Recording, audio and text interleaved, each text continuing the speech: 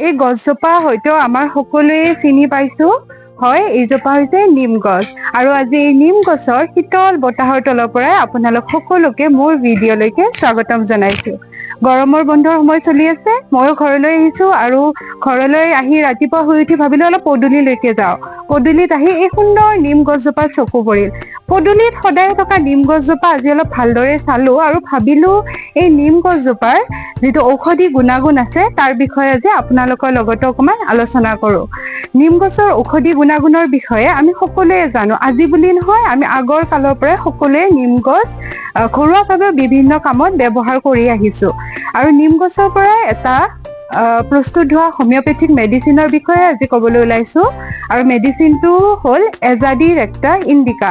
এই এজাডিৰেক্টা ইণ্ডিকা নামৰ যিটো মেডিচিন আছে সেই মেডিচিনটোৰ এণ্টি ফাংগেল এণ্টি বেক্টেৰিয়েল আৰু এণ্টি ভাইৰেল গুণাগুণৰ বাবে বিভিন্ন চৰ্ম ৰোগৰ বাবে ই যথেষ্ট পৰিমাণে ফলপ্ৰসূ প্ৰমাণিত হৈছে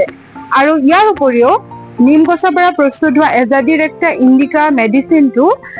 পাচন তন্ত্ৰৰ বাবেও যথেষ্ট উপকাৰী লগতে লিভাৰজনিত বিভিন্ন সমস্যাৰ বাবেও যথেষ্ট উপকাৰী বুলি প্ৰমাণিত হৈছে ইয়াৰ উপৰিও আমাৰ শৰীৰৰ যিটো ইমিউন চিষ্টেম যাক আমি প্ৰতিৰক্ষা ব্যৱস্থা বুলি কওঁ সেই প্ৰতিৰক্ষা ব্যৱস্থাৰ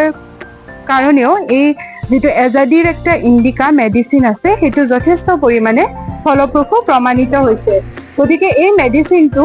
প্ৰপাৰ পটেন্সি আৰু প্ৰপাৰ ড'জত ব্যৱহাৰ কৰি এই সমস্যাসমূহৰ পৰা আমি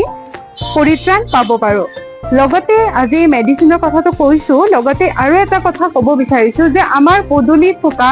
নিম তুলসী এই এনেধৰণৰ গছবিলাকৰ পৰা বিভিন্ন মেডিচিন প্ৰস্তুত হয় সেই মেডিচিনসমূহ এই যিবিলাক গছৰ পৰা প্ৰস্তুত হয় অৰ্থাৎ এই গছবিলাকৰো বিভিন্ন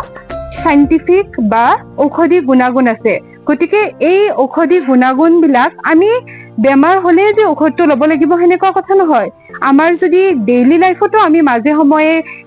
নিমৰ পাত এটা ময়ো খাইছো বাৰু নিমৰ তিতা হ'ব বাৰু সেইটো কথা নাই নিমৰ পাত এটা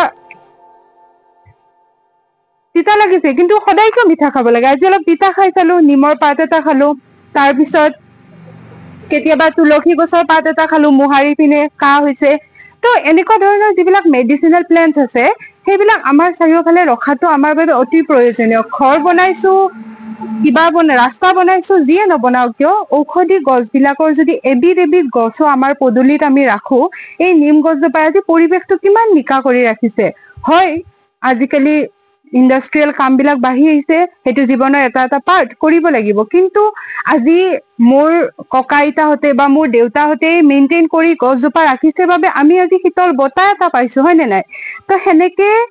মেডিচিনটো কথা ক'লো যদিও তাৰ লগতে এইটো কথা ক'ব বিচাৰিছো যে আমাৰ পৰিৱেশৰ কিছুমান গছ আমি নিকা কৰি আমাৰ মাজত জীয়াই ৰখাটো আমাৰ বাবে অতি প্ৰয়োজনীয় আৰু এই নিম গছৰ পৰা প্ৰস্তুত হোৱা এজাডিৰেক্টা ইণ্ডিকা মেডিচিনটো যথেষ্ট ভালদৰে প্ৰভেন মেডিচিন হয় আৰু বিভিন্ন ৰোগত ব্যৱহাৰৰ বাবে আমি উপযুক্তভাৱে চিকিৎসকৰ পৰামৰ্শ লৈ আগবাঢ়িলে এনেধৰণৰ ৰোগসমূহত যথেষ্ট ফলপ্ৰসূ পোৱা যাব আজি এইখিনিতে এৰিছো পুনৰ লগ পাম অন্য ভিডিঅ'ত আৰু এনেধৰণৰ সৰু জীৱনৰ সৰু বেমাৰ ৰিলেটেড বা আমাৰ দৈনন্দিন জীৱনৰ কথাবিলাকৰ আপোনাৰ লগত আগলৈকেও আলোচনা কৰি থাকিম তাৰ বাবে চেনেলটো ছাবস্ক্ৰাইব কৰি থব আৰু আজি ইয়াতে এৰিছো ধন্যবাদ